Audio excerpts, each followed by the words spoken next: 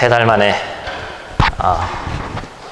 설교의 자리에 또 와서 기약 없이 헤어졌다가, 저는 채국교회 짐 가지러 몇 번 온 적이 있습니다만 오랜만에 와서 예배 드리려고 하니까, 물론 이전에 있었던 3달이 기억 안 날 정도로 전에도 그런 것 같은 그런 느낌도 물론 있습니다만, 와서 챙겨야 될 것도 막 헷갈리고 어디서부터 어떻게 했던가 막 그런 것도 헷갈리는 그러한 일이 있습니다. 2번 다시는 우리가 예배할 수 있는 이런 전이 예배가 강제로 막히고 그러한 일들이 없기를 바라는데, 아직까지도 우리나라는 하루에 한 50명 정도 확진자 늘어나고 있다고 하고, 여기도 비슷하거나 더 많은 수준인 것 같은데, 어찌 보면 이분들이 더 불감한 건지, 또 우리가 체코에 살고 있기 때문에 어쨌든 정부 방역 지침을 따라서 우린 모일 수 있으니까, 만약에 우리가 수도권에 있는 한국 교회였다면 이번 주에는 안 모이는 게 더 나을 뻔한, 한국은 또 그렇게 위중하게 받아들이더라고요. 아까 제가 기도할 때도 또 말씀의 서두에도 여러분 말씀드렸습니다만, 상황과 환경은 특별히 변한 게 많지는 않습니다. 폭발적으로 몇천 명씩 확진자가 늘어나는 건 아닙니다만, 그럼에도 불구하고 우리의 마음의 자세를 더욱더 굳건히 했으면 좋겠습니다. 이 시간 하나님께서 우리에게 주시는 그 말씀이 어떤 이들에게는 은혜가 될 수도 있고, 또 마음에 받칠 준비가 안 된 분들에게는 은혜가 되지 않을 수도 있지만, 그 결과에 상관없이 이 시간 처음 시작하는 이 서두에는 여러분의 마음을 옥토로 좀 다졌으면 좋겠어요. 마음의 문을 활짝 열고, 처음 들어보는 얘기일지라도 교회에 오래 다니시는 분들은 물론 들어보신 오늘 말씀이겠습니다만, 삭개오, 너무나도 잘 알고 있는 말씀인데, 이 말씀이 우리 가운데 생수와 같이, 또한 양약과 같이 귀하고 복된 말씀이기를 주님의 이름으로 축원을 드립니다. 이 가사를 잘 보면 오늘 내용의 모든 것이 다 들어가 있습니다. 제목은 난장이 삭개오. 당시에는 장애인, 장애우에 대한 이런 인권이 없었습니다. 그래서 난쟁이란 말을 아무렇지도 않게 썼던 그런 시대였어요. 뽕나무 밑에 작은 삭개오, 주님 기다렸네. 예수님 얼굴 보고 싶어서 뽕나무 올라갔어요. 내려오라 삭개오야, 너의 집에 쉬어가리라. 오 예수님 어서 오세요, 기쁘게 맞이하였네. 이런 찬양입니다. 2절은 가사가 제가 읽어드릴게요. 예수님 보고 죄를 회개한 난쟁이 삭개오, 가난한 사람 불쌍한 사람 모두 다 도와줬대요. 내려오라 삭개오야, 너희 집에 쉬어가리라. 오 예수님 어서 오세요, 기쁘게 맞이하였네. 이 노래를 불러드리고 가사를 여러분들에게 보여드린 이유는, 삭개오라는 사람의 어떤 그 성경에 나와 있는 일대기는 아니지만 임팩트 있는 사건이 이 찬양 안에 다 들어가 있습니다. 그래서 여러분, 주일학교 교육이 얼마나 중요하냐면, 80년대에 나왔으면 지금 제가 30년도 전인 거예요. 그 찬양이 이 말씀을 준비하는데 기억이 나더라니까요. 되게 중요하죠. 우리 어린아이들이 참 미래의 주역이다 이런 얘기 많이 하는데, 주일학교 교육이 정말로 중요합니다. 그러면 삭개오 이야기 전체의 스토리를 노래로 잘 표현했기 때문에, 우리가 잘 알고 있는, 교회 다니는 분들이 이전에 들었던 삭개오에 대한 이야기가 있고, 삭개오에 대해서 잘 모르는 분들도, 또 이미 들었던 분들도 삭개오에 대해서 잘 모르는 부분이 있습니다. 우리가 말씀 가운데 그것들 함께 나누기를 원하는데요. 먼저 삭개오의 이름의 뜻은, 참 아이러니하게도 부모는 그 아이의 이름을 좋은 뜻으로 대부분 짓겠죠? 대부분이 아니라 100%죠. 옛날에 우리 조선시대 같이 뒤에 아들을 바라는 마음으로 딸의 이름을 짓거나 이런 경우 아니라면 아마 되게 좋게 지을 겁니다. 삭개오의 이름의 뜻은 청결하다라는 뜻입니다. 깨끗하다, 청렴하다, 이런 뜻을 가지고 있어요. 그런데 성경을 읽어보니까 이는 세리장이었고 부자였다, 이렇게 얘기하고 있습니다. 누가복음에서 계속 등장하는 세리라는 직업이 계속해서 등장합니다. 여러분, 세리는 누차 말씀드리지만 지금 3주째 말씀드리고 있어요.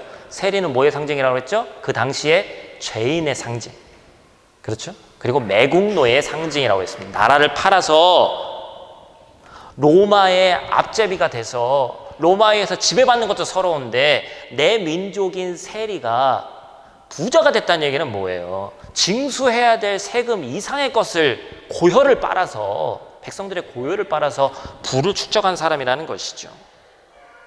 성경학자들은 얘기합니다. 당시 장이라는 것은 세리 중에 장인데 최소 40 이상 나이가 있어야 되고 사회적 위치가 있어야 된다. 그렇게 얘기를 하고 있어요. 사회적인 위치가 있고 나이가 있는 사람이란 얘기죠. 3절 말씀에 보니까 그가 예수께서 어떠한 사람인가 하여 보고자 하되 키가 작고 사람이 많아 할 수 없어. 오늘도 제가 불러드린 찬양에서 봤습니다만 난장이 삭개오라고 할 정도로 키가 작다라는 얘기죠. 성경학자들이 얘기하기에 당시에 키가 작은 남자의 기준은 150cm 정도였다고 합니다. 그러니까 사람들이 140 몇도 안 되는 그러한 삭개오를 보고, 물론 과거기 때문에 평균 신장은 지금보다 작을 수 있습니다만, 세리장이었고 그래서 죄인이었고 외국노였고 부당한 이득을 통해서 부자가 된 키가 병적으로 작은 사람이 삭개오구나. 우리는 익히 들어서 잘 알고 있습니다. 그러면 이제부터 우리가 잘 모르던 삭개오에 대해서 한번 편견을 내려놓고, 우리가 삭개오 하면 떠오르는 이 고정관념이 교회 오래 다니신 분들한테는 있거든요. 그 부정적인 이미지 좀 내려놓고 한번 보자는 거죠. 3절 이야기를 바탕으로 하면 우리는 삭개오라는 이 사람이 예수님에 대해서 알고 있었다는 사실을 알 수 있습니다. 그러면 삭개오는 어떻게 예수님을 알았을까? 단지 들어서 알았을까? 그게 아니면 뭔가 다른 것이 있을까? 여러분, 표준 세번역에 3절 말씀을 이렇게 써놨어요. 제가 읽어드릴게요. 삭개오는 예수가 어떤 사람인지를 보려고 애썼으나 무리에게 가려서 예수를 볼 수 없었다. 그가 키가 작기 때문이다. 우리 성경에는 애쓰다라는 표현이 없거든요. 근데 원어 성경을 보면 이 애쓰다라는 표현이 있습니다. 여러분, 애쓰다의 원어적 표현은 갈망하다라는 뜻이에요. 이것은 단순히 키가 작기 때문에 지나가다가 우연히 들려서 뭐야 누구야 이러면서 봤다는 걸 얘기하는 게 아니에요. 그 마음 가운데, 삭개오라는 사람 마음 가운데 무엇인지 모르겠는데 그 마음속에 갈급한 것이 있었다는 것이죠. 삭개오에게는 단지 죄인이고 매국노라고 치부하기에는 뭔가 다른 특별함이 있었다는 얘기를 오늘 성경은 얘기하고 있습니다. 삭개오에게는 애씀이 있었습니다. 갈급함이 있었습니다. 그는 도대체 무엇에 그렇게도 갈급했을까요? 금요일 저녁이면 하는 예능 프로그램이 하나 있습니다. 요즘에 혼자 사는 분들이 많다 보니까 나 혼자 산다. 요즘에 토요일 날은 또 다른 것도 또 하더라고요. 그런 류의 예능이, 관찰 예능이죠. 그런 것들이 이제 나오는데, 이번 주엔가는 제가 이제 봤는데, 저도 일주일에 예능 한 두세 편 보는데, 그런 거 보면서 또 웃는 거죠. 인생이 또 그런 거 아니겠습니까? 근데 이번 주 특집이 뭐였냐면 홀밤 특집이에요. 나 혼자 살잖아요. 여러분들 연예인들이 어떻습니까? 요즘에 그런 게 또 유행이 나는데, 화려한 조명이 나를 감싸는 화려한 조명이 나를 감싸고 그 후에 어떻게 되는 거예요? 그때 당시에는 세상을 다 가진 것 같고 연예인들은 막 소리 지르고 오빠 언니 누나 하는 소리에 막 하늘 끝까지 올라간 것 같은 그런 얘기도 하죠. 마약과 같은 그런 중독된 그런 환각 가운데 있다가 어느 날 집에 들어가서 문을 열고 들어가는데 그 어둠이 주는 그 극한의 외로움, 그런 것들을 그 예능에서 이번 주에 다뤘더라고요. 어떤 한 유명한 여자 개그우먼이 있는데 분장을 막 했어요. 일부러 좀 연출된 것도 있겠죠. 그때 찍은 거는. 그거를 막 그 여자의 몸으로 알코올 그런 걸로 해서 다 지우고 하는데, 저 자리에는 아무나 올라가는 게 아니고, 저 같은 사람은 진짜 돈 1,000만 원, 2,000만 원 준다고 해도 쉽지 않겠다. 그런 마음이 들 정도로 참 대단한 사람이다. 그런데 여러분, 그 연예인들이 화려해 보이는데 다르게 얘기하면 그분들은요, 비정규직이잖아요. 어찌 보면. 그렇죠? 정규적인 그런 일이 아닙니다. 언제 어떻게 인기라는 것은 거품이라는 걸 너무나도 잘 알고 있기 때문에 언제 이 모든 것들이 사라질지 모르는 그 마음 가운데 불안함이 있는 거예요. 그 불안감이 나중에는 뭐로 오는 거예요? 병적으로 오면 우울증으로도 오고, 그 화려하고 이쁘고 잘생긴 그 선남 선녀들이 스스로 목숨을 끊습니다. 수면제가 없으면 잠을 못 자요. 그러한 어찌 보면 우리 머리로는 이해되지 않는 일들이 그들 가운데 있더라는 거예요. 무엇을 얘기하는 겁니까? 아무리 세상 가운데 다 갖고 높은 자리에 가도 세상의 것으로는 채워지지 않는 것들이 있다는 것을 우리가 알고 있다는 것이죠. 세상에서 부유하게 사는 사람, 소위 성공했다는 사람들 가운데 삭개오처럼 영혼의 갈증을 가지고 살아가는 사람들이 너무나도 많이 있습니다. 마음에 큰 구멍을 가지고 있는 사람들이 많다는 거예요. 돈 많이 벌고 즐기고 여행 가고, 특별히 우리 인별그램 같은 데 보면 뭐예요? 내가 좋은 것만 올리지 나쁜 거 별로 올리지 않습니다. 그런 데 있는 거 보면 그 사람의 삶이 뭐 대단하게 막 아름답고 막 되게 좋아 보이죠. 근데 그 뒤에는 그렇지 않은 것들이, 채워지지 않는 것들이 인간에게는 존재하더라는 것이죠.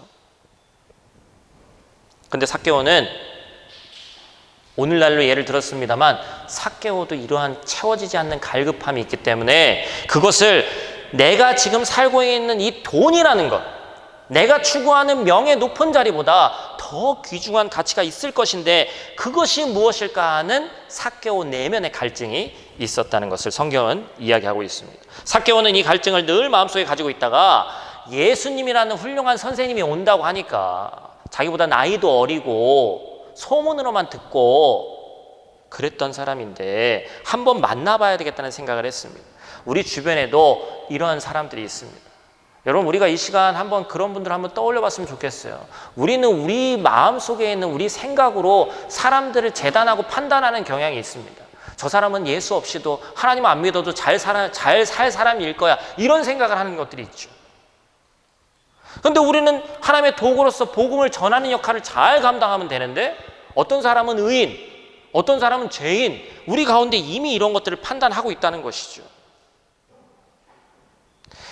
삭개오의 내면을 당연히 모르는, 우리도 성경 말씀에서 보니까 삭개오라는 사람을 알게 됐지만 삭개오를 잘 모르는 당시의 군중들의 눈으로 삭개오를 보자는 거예요. 삭개오는 피도 눈물도 없는 돈만 하는 매국노이자 죄인 중에 괴수 같은 사람입니다. 평상시에는 도리어 더 눈에 잘 띄는 난쟁이같이 작은 키로 이곳저곳을 좋은 옷을 입고 거드름 피면서 다녔을 겁니다.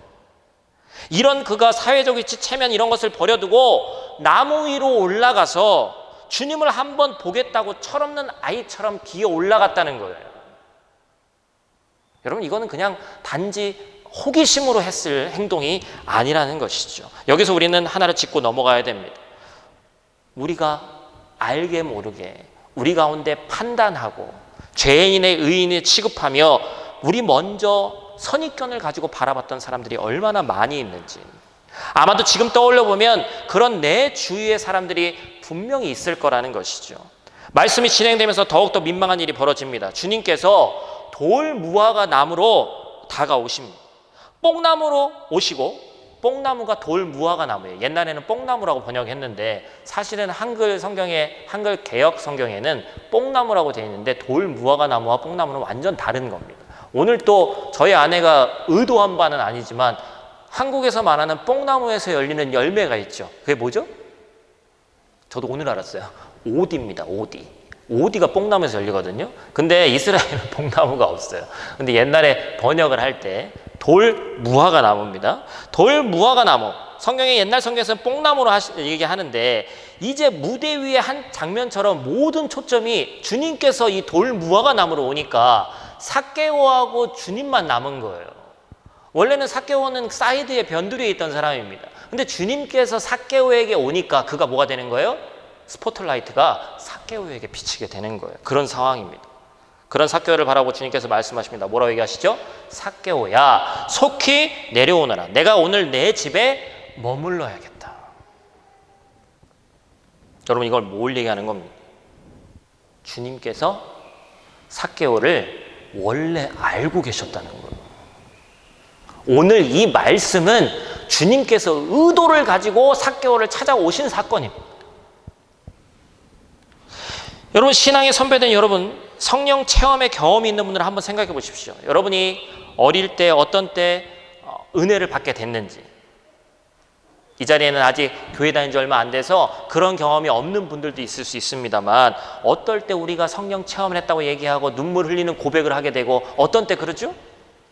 찬양의 가사처럼 뭐예요? 내 이름 아시죠?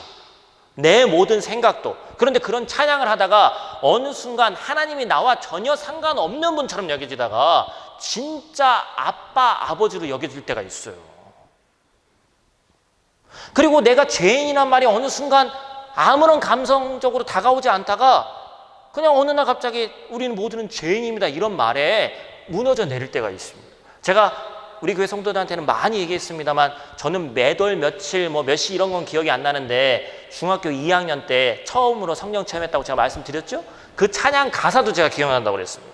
뭐예요? 들어오라 지성소로 오라 어린 양의 보혈로서 뭡니까? 죄인이 회개하는 그런 내용이 지성소라는 것은 죄인이 갈 수 있는 곳이 아닙니다. 일반적으로도 원래 찬양 집회를 갔는데 찬양 집회 첫 번째 하는 찬양이에요. 우리 예수 우리 왕처럼 예수 우리 왕이요 그냥 맨날 습관적으로 부르던 찬양입니다. 들어오로 지성소로 오라 습관적으로 부르던 찬양인데 그날 그 찬양이 저한테 그냥 확 들어오는 거예요. 그래서 무너져 내렸습니다. 내가 죄인이구나. 여러분 중학교 2학년짜리 제가 무슨 날라리 양아치도 아니었고 그렇게 놀지 않았어요. 그래도 공부도 나름대로 했고 그러면 제가 뭔 죄를 지면 얼마나 죄를 졌겠어. 물론 독서실 간다고 땡땡이 치고 노래방 가고 이런 정도지 그걸 가지고 무슨 대단한 죄인이라고 회개할 정도냐 그렇게 얘기할 수 있지만 그 순간에 내가 내 안에 있던 죄의 쓴뿌리가 내 자신이 직면해서 내 스스로를 보게 되니까 내가 죄인이라는 것이 깨달아지더라는 거죠. 지금 삭개오에게 주님이 직접 임하시는 은혜가 임했습니다. 어찌 인생에서 그것이 잊혀지겠어요? 저도 잊지 못하는데. 더불어 남들은 죄인이라고 뒤에서 수근거리며 손가락질하는데 이 죄인의 집에 주님이 오신다니. 당시의 통념은 우리가 알고 있지 않습니까? 죄인과 함께 먹고 마시고 유하는 사람은 그 사람도 죄인인 거예요. 우리 주님이 죄인이에요. 여러분 메시아는 죄인이 될 수 없습니다. 구원자는 죄인이 되면 안 돼요. 그는 세상을 구원할 능력이 없는 거예요. 그러나 죄가 큰 곳에는 하나님의 은혜도 큰 겁니다. 삭개오는 크게 기뻐하면서 내려옵니다. 그리고 자신의 집으로 주님을 모시죠. 이제 삭개오의 고백이 이어집니다. 8절 말씀입니다. 제가 읽어드릴게요. 삭개오가 서서 주께 여짜오되 주여 보시옵소서 내 소유의 절반을 가난한 자들에게 주겠사오며 만일 누구의 것을 속여 빼앗은 일이 있으면 내 갑절이나 갚겠나이다. 여러분 재산이 얼마나 많은지 모르겠지만 대단한 고백 아닙니까? 여러분들이 지금 갖고 있는 재산이 있는데 그 재산의 절반을 하고 아마 대부분의 이 자기가 얻게 된 이 부가 남의 것을 부당하게 착복한 것일 텐데 만약에 그런 것이 있다면 4배를 갚겠다는 거예요. 여러분 이 고백이 평범한 고백이 아니죠. 잘못했습니다. 제가 똑바로 살아가겠습니다. 이런 고백이 아니에요. 아주 구체적으로 얘기하고 있는 거예요. 근데 이 8절 말씀에 뭔가 좀 풀리지 않을 것만 같은 실마리가 우리에게 제공이 됩니다. 먼저 레위기 6장 4절 말씀 5절 말씀 제가 읽어드릴게요. 율법이에요. 이는 죄를 범하였고 죄가 있는 자니 그 훔친 것이나 착취한 것이나 맡은 것이나 잃은 물건을 주운 것이나 그 거짓 맹세한 모든 물건을 돌려보내되 곧 그 본래 물건의 5분의 1을 더하여 돌려보낼 것이니 그 죄가 드러나는 날에 그 임자에게 줄 것이요. 여러분 이게 율법이에요. 당시에는 율법만 지키면 대단한 겁니다. 죄인이 아닌 거예요. 착복한 게 있으면 그거에 비해서 그대로도 아니고 5분의 1만 갚으면 되는 거예요. 그런데 무려 삭개오는 뭐라고요? 4배나 갚겠다. 성경은 그 짝이 다 있습니다. 그래서 다른 성경의 다른 부분을 보면 해석되는 부분이 있어요. 로마에 지배당하던 예수님 당시 유대인들에게는 큰 도전이 되는 사상이 있었으니 뭐죠? 여러분 로마의 사상이 뭡니까? 그리스 헬라 사상 뭐예요? 헬레니즘이죠. 근데 유럽의 근간을 이루고 있는 이 반대 사상이 뭡니까? 무슨 학술 시간 같아서 여러분들 피곤할 수 있을 것 같은데 헬레니즘의 반대 개념은 헤브라이즘이에요. 그리스 철학과 어찌 보면 다신교로 중심이 되어 있는 그 사상, 헬레니즘 사상과 유일신 하나님 한 분만 믿는 히브리 사상, 헤브라이 사상이 양축을 이루고 있습니다. 그래서 그 당시에 헤브라이즘만 믿고 있던 유대인들에게 큰 도전이 되는 헬레니즘의 문화가 오니까 이 사람들이 유대인의 순수성을 지키기 위해서 만들어진 공동체가 있으니 쿰란 공동체라는 겁니다. 여러분 인터넷 같은 데 잘 뒤져보면 되게 유명한 성경의 사본이 있어요. 사해 사본이라는 게 있는데 사해 가보신 분 있죠?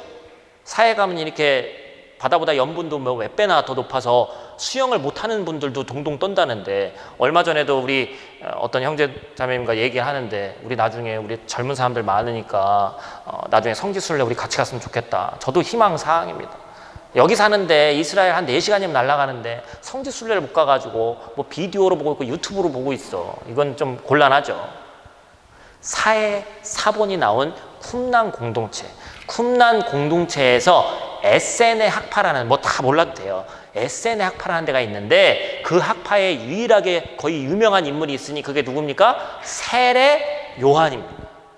세례 요한 들어보셨죠? 그죠? 세례 요한이 뭐 하는 사람이에요? 광야에서 살면서 메뚜기와 석청, 꿀 먹으면서 살던 사람이에요. 집이 없어.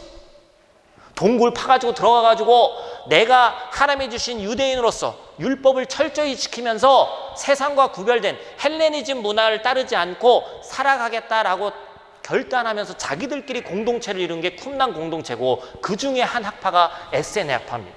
근데 이 에센의 학파의 가르침이, 만약에 남의 것을 함부로 착취한 게 있으면 율법보다 더해서 4배를 갚으라는 얘기예요.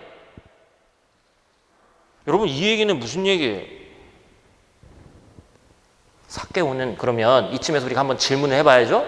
삭개오는 주님을 어떻게 알았을까요? 누가복음 3장을 보면 세례 요한이 사람들에게 세례를 베푸는 장면이 등장합니다. 12절 말씀 제가 읽어드릴게요. 세리들도 세례를 받고자 하여 와서 이르되 선생이여 우리는 무엇을 하리이까 하매. 세리는 죄인입니다. 근데 이 죄인이 세례 요한 앞에 와서 세례를 해달라고 그러는 거예요.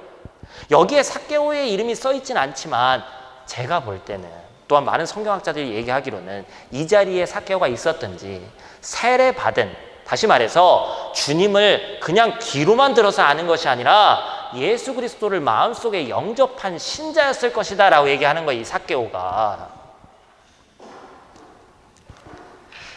삭개오는 예수님을 잘 알고 있던 사람이었습니다. 오늘 성경을 보니까 그래요. 그래서 그는 예수님이 자신의 갈증을 내 인생에서 풀리지 않는 것을 해결해 줄 담비와 같은 분임을 확실히 알고 있었습니다. 그러면 삭개오의 결정적인 문제가 있었으니, 그 삭개오의 문제가 뭐죠? 세리였다는 것, 부자였다는 것, 키가 작다는 것, 예수님을 몰랐다는 것, 아니 예수님을 알고 있었다고 그랬죠? 그럼 뭐가 문제였습니까? 바로 삭개오의 문제는 결단하지 못한 게 문제였어요. 바로 누가복음 18장에 보면 사실 비슷한 이야기가 등장합니다. 바로 부자 청년 관리에 대한 이야기예요. 오늘 말씀 19장이고 바로 앞에 18장 말씀 제가 읽어드릴게요. 예수께서 이 말을 들으시고 이르시되 내게 아직도 한 가지 부족한 것이 있으니 내게 있는 것을 다 팔아 가난한 자들에게 나눠주라. 그리하면 하늘에서 내게 보화가 있으리라. 그리고 와서 나를 따르라 하시니, 그 사람이 큰 부자이므로 이 말씀을 듣고 심히 근심하더라. 예수께서 그를 보시고 이르시되 재물이 있는 자는 하나님의 나라에 들어가기가 얼마나 어려운지, 낙타가 바늘기로 들어가는 것이 부자가 하나님의 나라에 들어가는 것보다 쉬우니라 하시니. 여러분, 무슨 얘기예요? 가진 게 많으면 많을수록, 생각이 많으면 많을수록, 도리어 배우고 자리가 높아지면 높아질수록 결단하기가 쉽다는 겁니까? 어렵다는 겁니까? 어렵다는 거예요. 도리어 아무것도 갖지 않은 사람이 결단하기 싫을 수가 있습니다. 오죽하면 낙타가 바늘기에 들어가는 것이 부자가 하나님의 나라에 들어가는 것보다 쉽다고 말씀하셨을까요? 그러나 삭개오는 앞에 있는 부자 청년과 부자 관료와는 달랐습니다. 그는 결단했어요. 그의 결단의 뒷받침이 뭐였을까요? 그의 확신은 변화됨은 말씀 외에는 삭개오에 대한 이야기가 나오지 않기 때문에 알 수 없지만 본문에서 찾을 수 있습니다. 8절 말씀 다시 한번 제가 읽어드릴게요. 삭개오가 서서 주께 여짜오되 주여 보시옵소서, 내 소유의 절반을 가난한 자들에게 주겠사오며 만일 누구의 것을 속여 빼앗은 일이 있으면 내 갑절이나 갚겠나이다. 예수님을 향한 삭개오의 이 고백이 앞에 1절에서 7절에 나오지 않는 표현이 하나가 등장하는데, 1절부터 7절까지는 그냥 선생님, 예수님 이렇게 부르고 있습니다. 근데 8절에 2번 뭐가 등장하죠? 주라는 표현이 등장합니다. 영어로 얘기하면 로드고 헬라어로 얘기하면 퀴리오스. 여러분, 무슨 뜻이에요? 바로 통치자라는 뜻입니다. 내 마음의 주인이 내 인생의 주인이 내가 아니라 주님이라는 걸 결단한 거예요. 이전까지는 삭개오는 자신의 돈과 세력과 자신이 갖고 있는 권력을 믿었습니다. 그러나 예수 그리스도에게 찾아와서 죄인인 자기를 받아주는 그 순간에 이제는 결단했으니 주님이 내 인생의 주인입니다. 주님이 내 인생의 통치자입니다. 여러분, 우리 세대 때는 잘 그러지 않습니다만 예전에 권사님이나 우리 어머니 아버지 세대들하고 차 같은 거 타고 다니잖아요. 절대로 그게 뭐 나쁘다는 의미가 아닙니다. 차를 타고 다니면 갑자기 전도사님이나 목사님이 차 몰다가 급정거하면 뭐가 튀어나오죠? 주여! 아이고 아버지! 이런 말이 튀어나옵니다. 주님 주님하고 주여 주여 하는데 성경에서는 뭐라고 얘기하고 있어요? 주여 주여 하는 자마다 천국을 얻게 되는 것이, 하나님 나라 백성이 되는 것이 아니라고 얘기하고 있어요. 우리가 주라는 단어를 무슨 예수님의 퍼스트 네임 정도로 얘기니까 주 예수님 이렇게 얘기하니까 아무 의미 없이 얘기하고 있지만, 주님이라고 하는 그 고백에는 뭐가 들어가 있는 겁니까? 내 인생의 주인이, 내 인생의 주인공이 내가 아니라 주님입니다 라는 고백이 들어가 있는 거예요. 함부로 얘기할 수 있는 단어가 아니라는 것이죠. 더불어서 여러분, 헬라어는 시제가 있다고 제가 말씀드렸어요. 삭개오가 이렇게 고백하죠. 만일 누구의 것을 속에서 빼앗은 일이 있으면 내 갑절이나 갚겠나이다. 여러분, 갚겠나이다 라는 이 시제가 앞으로 뭐예요? 내가 주님을 만났으니까 앞으로 갚겠습니다. 뭐예요? 현재예요? 과거예요? 미래예요? 미래죠. 그런데 이 성경 말씀 원어를 읽어보니까 뭐라고 쓰여 있습니까? 현재 시대입니다. 깊이 얘기하면 뭐예요? 이미 이 순간부터 시작된 겁니다. 여러분, 결단은 미뤄서는 결단이 되지 않습니다. 그 있는 자리에서 결단해야지 역사가 일어나는 겁니다. 이 성경 말씀을 그대로 고백하면 어떤 거예요? 자기의 지금 수종 드는 하인들이 있는데 예수님이 오신 이 순간부터 야, 지금 나가. 주님하고 있다가 내일부터 갚겠습니다가 아니라 지금 나가서 갚아라. 착복한 거 있으면 사람들 찾아내서 주님이 있는 지금 그것을 시작해라라는 얘기예요. 결단은 그렇게 얘기하는 겁니다. 여러분, 하나님의 말씀을 통해서 감동받는 사람들이 얼마나 많을까요? 저보다 말씀도 잘 전하시고 능력 있는 목사님들도 너무 많습니다. 그런데 감동받는 사람은 많은데 결단하는 사람은 적더라는 거죠. 이게 오늘날 기독교의 문제입니다. 여러분, 문명의 이기들 좋은 게 얼마나 많이 있습니까? 여러분, 유튜브 틀고 제가 여러분들 조용한 음악 틀고 신디사이저 깔고 하면서 여러분들 울리려고 하면 뭐 그렇게 어렵지 않습니다. 할 수 있어요. 그런데 그게 중요한 게 아니라는 거죠. 감정적으로 터치하고 감정적으로 받아들여서 끝나는 문제가 아니더라는 거예요. 그건 착각이 될 수 있습니다. 와, 좋은 말씀 해주셔서 감사합니다. 이거하고 다를 게 뭐가 있어요? 결국에 내 삶의 태도를 바꾸려는 내 의지가 중요하다는 것이죠. 여러분, 성경에 나와 있는 인물과 일반적인 사람들의 차이는 뭡니까? 하나님의 부르심에 결단한 사람들이었거든요. 얼마나 많은 콜링, 얼마나 많은 부르심이 우리가 성경에 쓰여 있지 않지만 많은 사람들에게 있었을까요? 그 사람들만 선택돼서 그런 게 아니라 부르심의 선택이 아니라 응답의 선택인 거예요. 컬링한 대로 부르심의 결단으로 나아가서 실행했기 때문에 성경에 기록됐고 지금도 우리가 나눌 수 있는 그러한 지체들이 되었다는 것이죠. 여러분, 6월달이 시작됐습니다. 지나간 3달 반성하고 우리가 팬데믹으로 인해서 올스톱돼서 있었던 그 순간순간들 물론 기억하는 건 좋습니다만 중요한 건 지금 내가 서 있는 이 자리, 지금 이 순간이겠죠. 6월달에 그리스도인인 나는 무엇으로 살 것인가? 6월달 나는 내 직업을 가지고 있는 사람으로서 어떠한 일을 할 것인가? 상황은 나아지는 게 아니라 스스로 나아지는 게 아니라 누군가의 노력으로 개선되어지는 것입니다. 이 상황 가운데 우리는 극복의 원리와 그 방법을 배워야 한다는 것이죠. 결단하지 못하고 배회하고 기웃거리는 인생에서 예수 그리스도를 주로 여기면 결단할 수 있는 믿음이 생기는 거예요. 그 결단은 익히 들어서 알고 있는 쉽지 않은 일도 가능하게 합니다. 말씀의 결론입니다. 인간은 주님이 오시지 않으면 주님에게 스스로 나아갈 수 있는 힘이 없습니다. 여러분, 제가 초반에, 요즘은 거의 안 그렇습니다만, 저희 첫째가 체코학교 갔잖아요.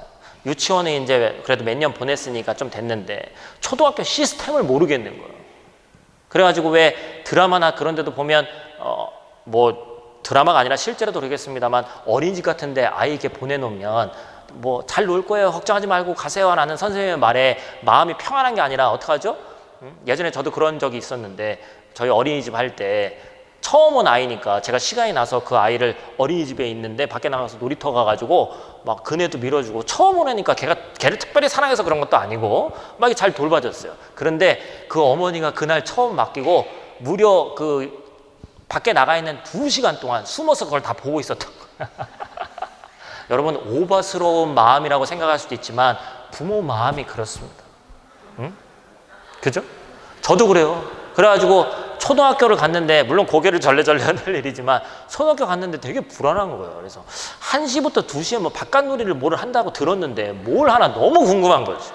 그래서 제가 나가서 봤습니다. 그래가지고 이렇게 숨어가지고 뭐 하나 이렇게 봤는데, 중요한 건 어른 같으면 제가 그냥 아예 드러나서 어느 정도 다 보이거든요. 아무리 숨었다 하지만 다 보이는데, 선생님은 저를 봤어요.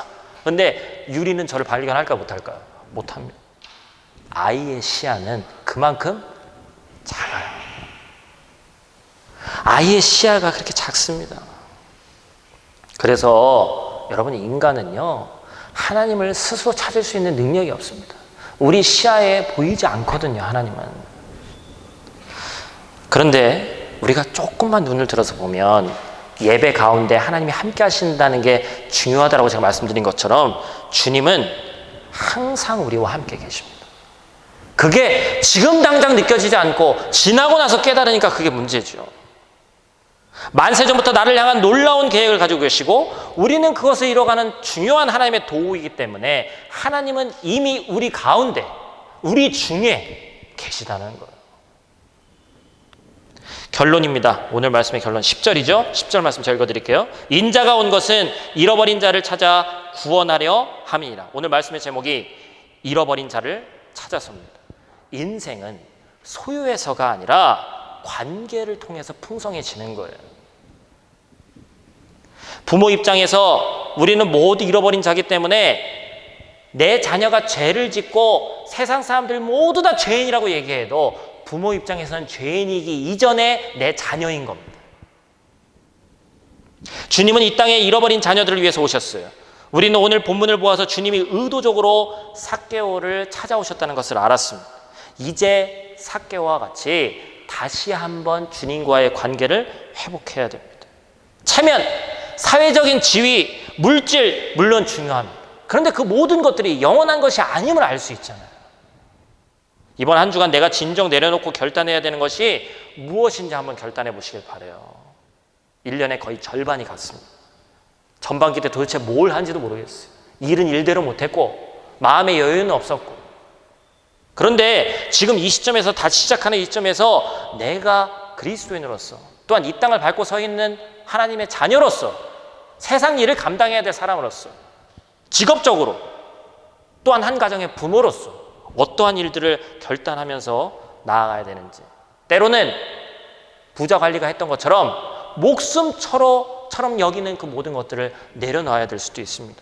사랑하는 성도 여러분, 상황과 환경이 나를 잠식하지 않도록 우리의 믿음을 굳건히 하시기를 주님의 이름으로 축원을 드립니다. 우리 모두는 잃어버린 하나님의 자녀입니다. 주님은 우리 모두에게 의도를 갖고 오셨어요. 그래서 나를 찾아오셨고 이미 우리 가운데 계십니다. 이제 우리가 해야 될 일은 결단해야 되는 일이에요. 그리고 예수 그리스도를 내 인생의 주님, 통치자로 삼는 것인 줄 믿습니다. 여러분들 이 말씀 꼭 기억하시고 한 주간 승리하시기를 주님의 이름으로 축원을 드립니다.